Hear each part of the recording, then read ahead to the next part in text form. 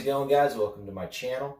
Today we're going to go over the different quirks and personality traits between my Barneck scrub pythons. So pretty excited. I love my Barnecks. They're each strong locality. And anyway, let's start with Lucy.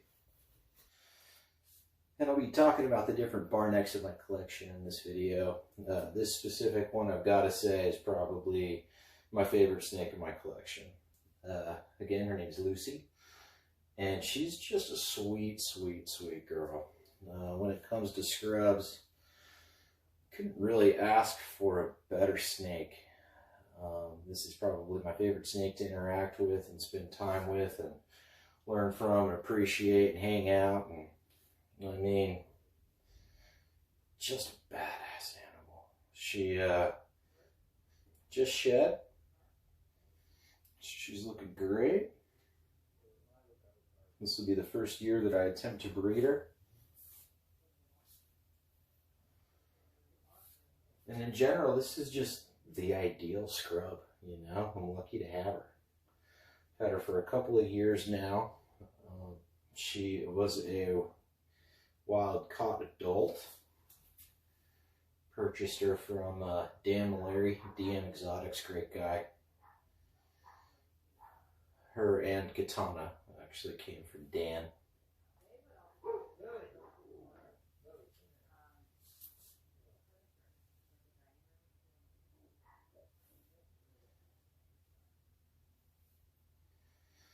These are very interesting snakes. They don't really go through much of a wintering.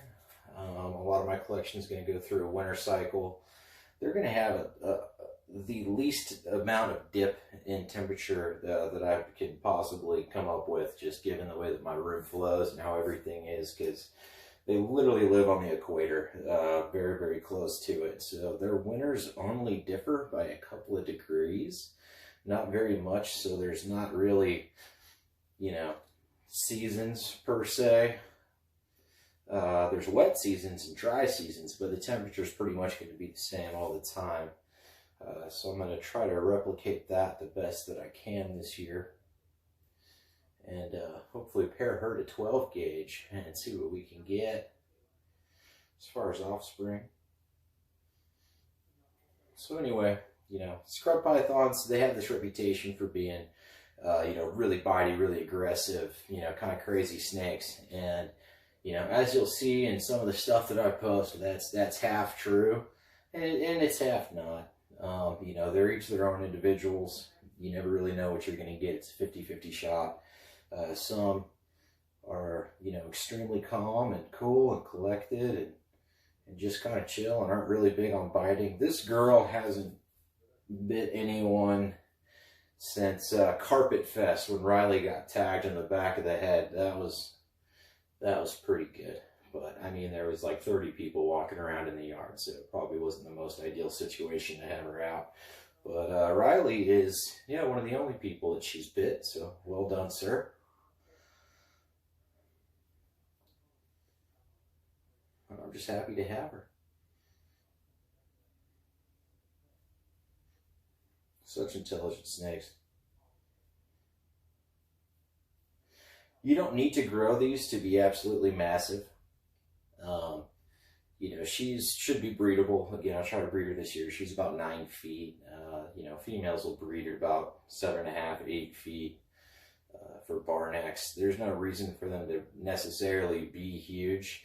Your goal should not be to have a 14-year-old or a 14-foot scrub python. Yeah, you can get them that big. Yeah, they exist, but you shouldn't try to grow them that large. With age, if they do end up being 14 years, then okay, cool, yeah.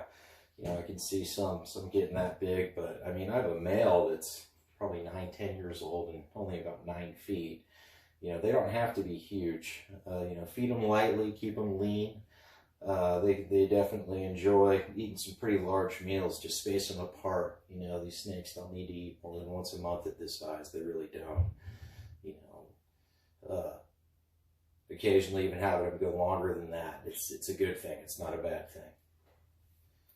Check out these bars.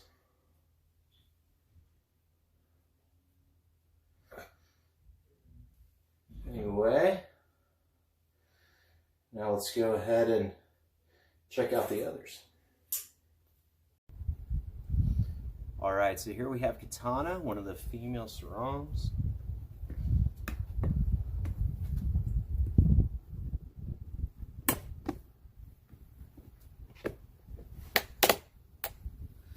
And this girl is pretty. Now, she's about the same age as Lucy, and I don't know what that age is. I've had them somewhere between 2 to 3 years now, and they were already probably about 4 feet when I got them, so they've grown quite a bit, and hopefully this will be the first year that we can breed them. Katana's pretty chill. She's, again, see, it's just right when you kind of let them know that you're here, and come here. It's okay. Come here. Just takes a second to get them into not feeding mode.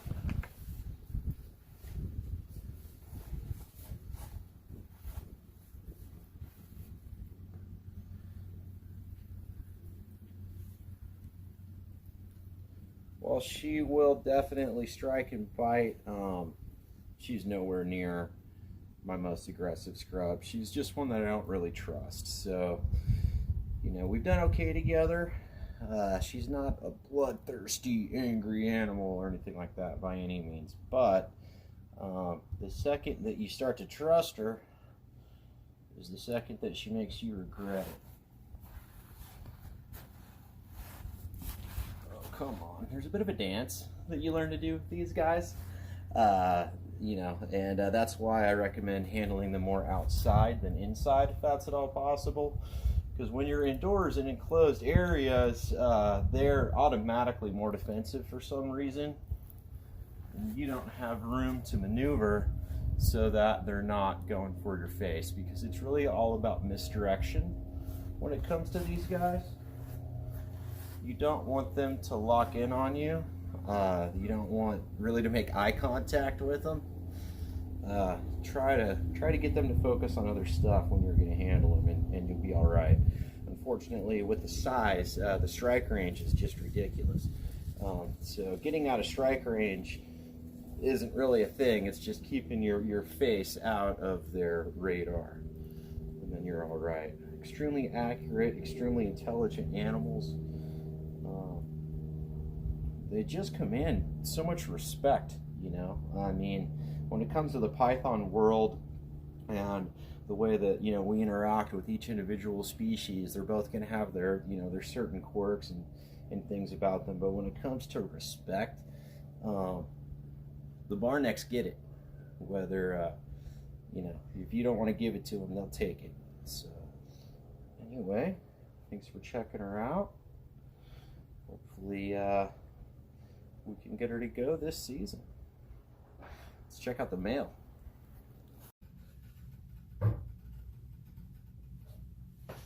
Alright, so here we have 12 gauge. This is my male.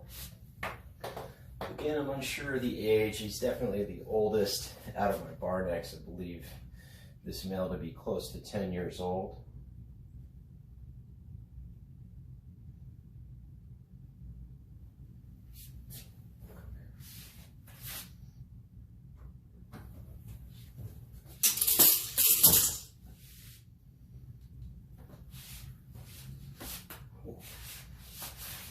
A bit squirmy, and my least trusted out of the bars, at least. Come on, calm down, just relax. All right, we'll get him outside. So with these guys, it really is all about misdirection. You can see he's cocked back, looking at the lovely camera woman, and that's great, because I'd rather have him pointed at her than my face. Like I said a moment ago, this guy's about, I'd say 9 to 10 years old. He's definitely my oldest. out of the bars. I received him as a full-grown adult. I've had him a little less than a year. And he has been fun to get to know. All right. You ready to go back inside?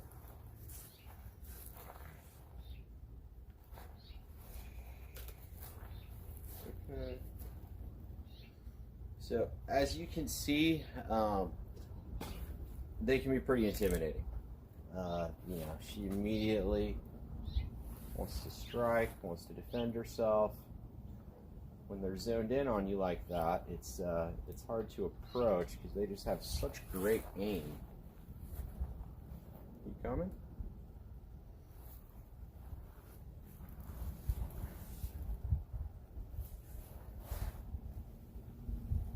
You gonna steal my hook?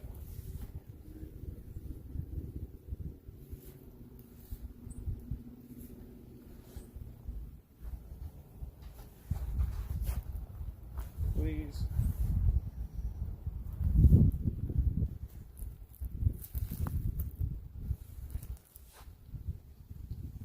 Come. Get my hook back. You did.